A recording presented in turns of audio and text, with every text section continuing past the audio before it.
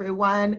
I'm so glad that you're joining us today. Tune in for the Workplace Wellness Forum discussion. And today, my guest is Dr. Joseph Maroon. Dr. Maroon, welcome. Thank you so much, George. My pleasure. All right. So I'm so glad that you decided to join us today. Tell the audience a little bit about you, what you do. Well, I'm a neurosurgeon here at the University of Pittsburgh Medical Center. I've been here for many years. I went around the block for my education, Indiana University, Georgetown, Oxford University in England, University of Vermont, and ended up here in Pittsburgh about 40 years ago or so. Wow. And I've been doing neurosurgery and also a lot of sports medicine work. I'm the team consultant for neurosurgery for the Pittsburgh Steelers for about 30 years. And I also the medical director for WWE, World Wrestling Entertainment. Wow. So I see a lot of concussions and head injuries and things like that, and also have done surgery on patients with herniated discs, brain tumors, lumbar disc problems, the whole spectrum of neurosurgery. Wow, that's a lifetime of work. Yes, Yes. yes. So I heard you just wrote a book on really, is it a biography? What is it about your book? If you were to say in a nutshell, what is the essence of your book? Well, the essence of the book, the title is Square One, A Simple Guide to a Balanced Life. And that implies to some extent that individuals, including myself, have been significantly out of balance. And it's a personal story, but really very scientifically based on how stress affects the body, how it destroys cells in the brain, how it causes coronary artery disease, how it causes irritable bowel syndrome and other problems, and how to deal with it. And I came up with a simple formula that is very simple and how to balance your life. And I will be explaining that, perhaps rather presumptuously to the audience, but clearly it's something that will resonate and individuals remember. Good. I can't wait to hear more about that and to actually finish my copy of your book. So tell me a little bit about yourself. I heard that you are a marathon runner, or is it triathlon? Did I have which of those? Is it Well, triathlon? triathlons, kind of both, yeah. And again, it goes back to my book and my own personal experiences. At one point in my life, I experienced very severe, what is now called burnout. And individuals in human relations and personal relations and this sort of thing understand, particularly in this time of pandemic, homeschooling, plus doing your day job, means to be overwhelmed, overworked, overcommitted, overstressed, overburdened, which is now has the eponym burnout. And it's associated with significant depression. It's estimated now with the pandemic, the incidence of major depression has tripled since April. And, how do you deal with that? And in my own experience, I discovered that what really saved my life was a run 4 times around a high school track when I was way overweight, lethargic, pathologically depressed.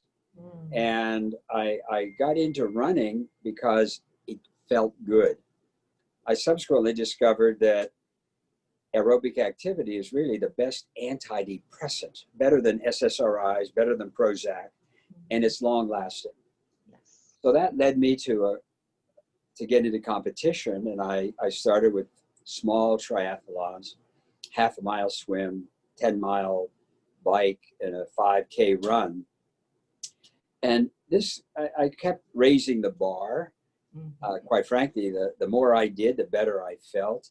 I lost weight, my mind, my neurotransmitters, which we will discuss, dopamine, serotonin, endocannabinoid system all got upregulated.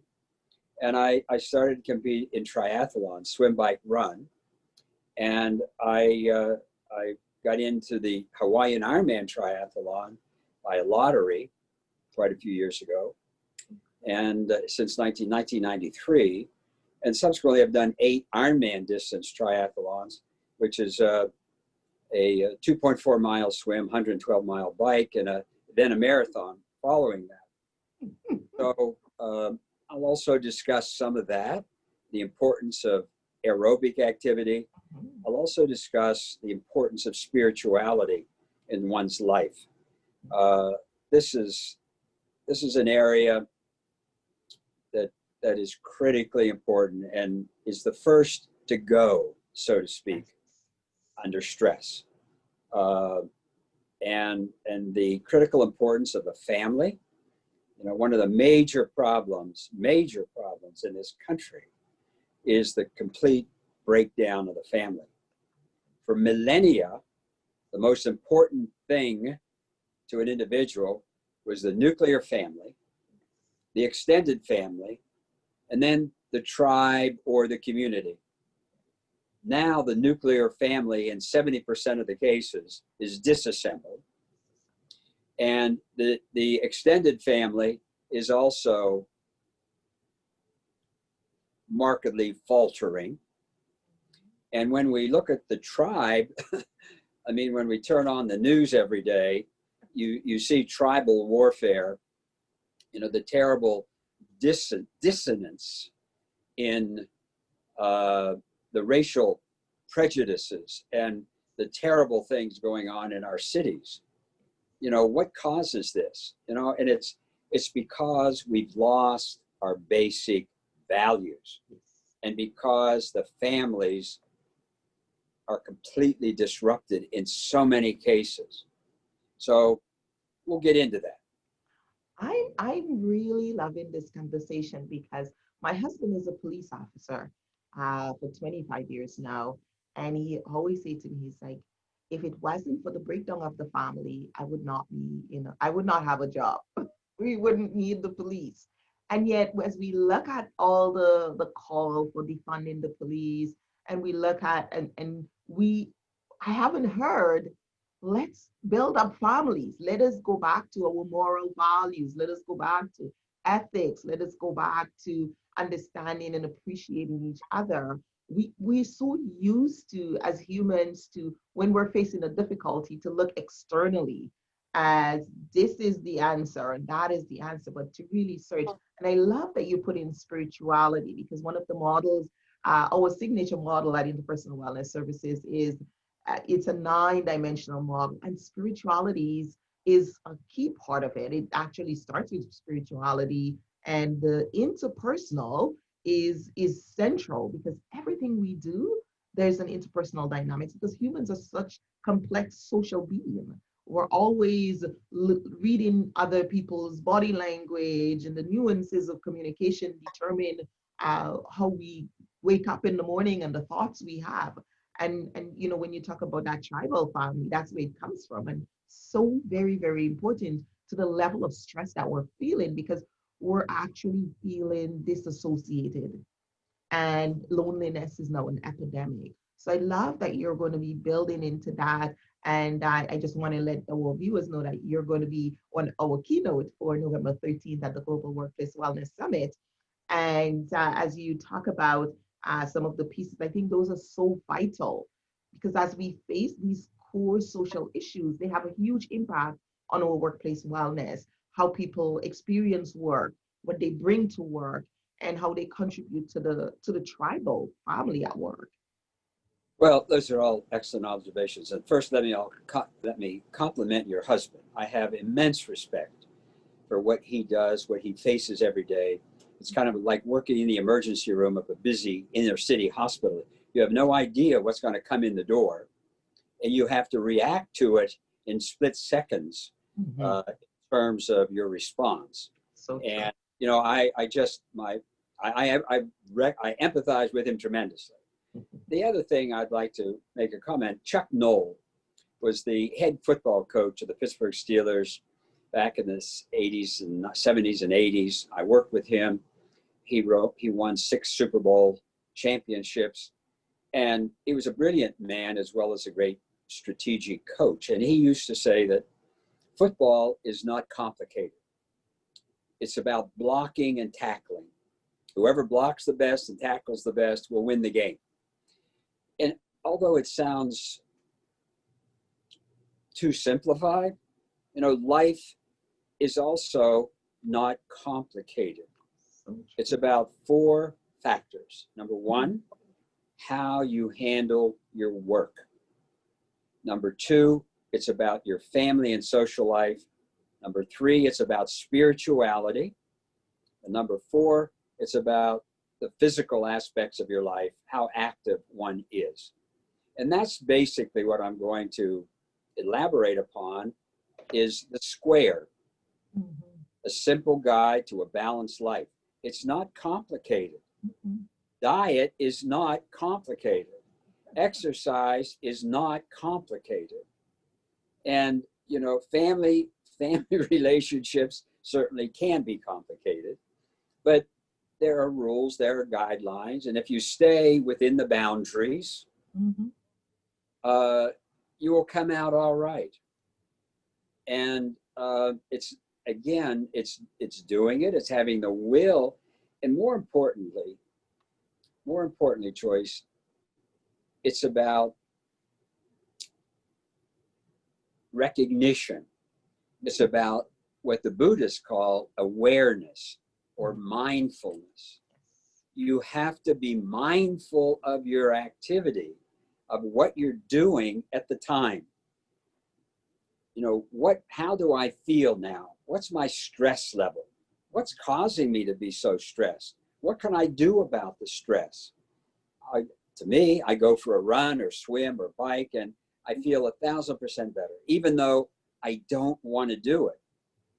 I know from experience that if I do, I'm going to function at a much higher level.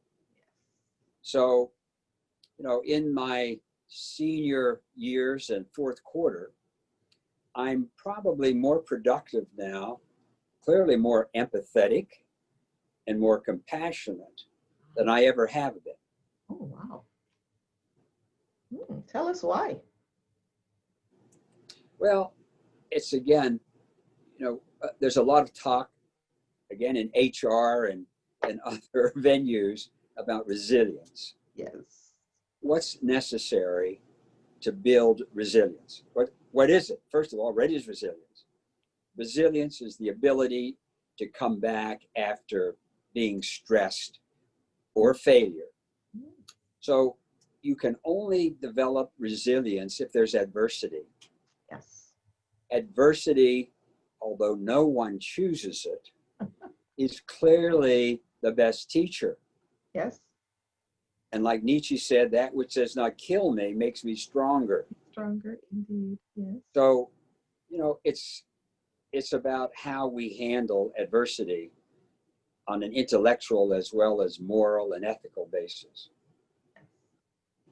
So true. I love when you said we're more empathetic and you're more empathetic and compassionate in this quarter of your life than you've ever been. What do you equate that to? Well, again, experience and also the suffering that I've seen in my own family, in myself, in my friends. And again, I describe it where I am now in my life. I see the bullets going by my head. Yeah. And you don't know when the one's going to hit you square in the forehead, the stroke, the attack, the cancer, whatever. Yeah. It's a very impermanent existence. It is. So Temporary. It is so I'll close with the 3 most important things in life. If I asked you, Joyce, what are the 3 most important things in life to you? The first in my book is a strong mind and a strong body. That goes back to the Romans and Greeks, mens sano in corpore sano, a healthy mind and a healthy body. Without that, it's difficult. So you must focus on how do you keep your mind and your body healthy. Mhm. And we'll discuss that. Yes, because that is everything, right? Your health is your wealth. If you don't have a strong mind and strong body, you cannot exercise, you cannot have a good, healthy relationship, and you cannot even have the spirituality that you need because you cannot connect with God, um, intellectually, right? Spiritually, yes, in some to some extent, but it's not the kind of dialogue that, spiritual dialogue to understand that spirituality is beyond religion. It's so much more bigger than life, and you need that cognitive ability to discern that and to connect with that spiritual part of yourself on a daily basis. So you're right Number that. That's number one. So Mhm, what's number two? Number two is relationships. Relationships with God, mhm, family, and friends. yes. That's number two. Relationships with God, family, and friends. Number three is carpe diem. Seize the day. So, it kind of sums up the whole thing. And, today in Pittsburgh, it's an absolutely gorgeous day, big cumulus clouds and a azure blue sky. And it's, as in the psalmist said, today is the day the Lord hath made. Let us rejoice and be glad in it. Indeed, indeed. Beautiful. I am so glad that you've been able to spend this time with me and just share a little bit about you and what you believe as our viewers get ready to make the decisions on attending the summit. I look forward to so much more of your wisdom, and you're going to be sharing with us, some of these topics. And I think as we learn more and grow, we can do so much better in our work and in our life. So thank you Well, so my great pleasure. I'm very much looking forward to it. And thank you for the invitation. much. Okay.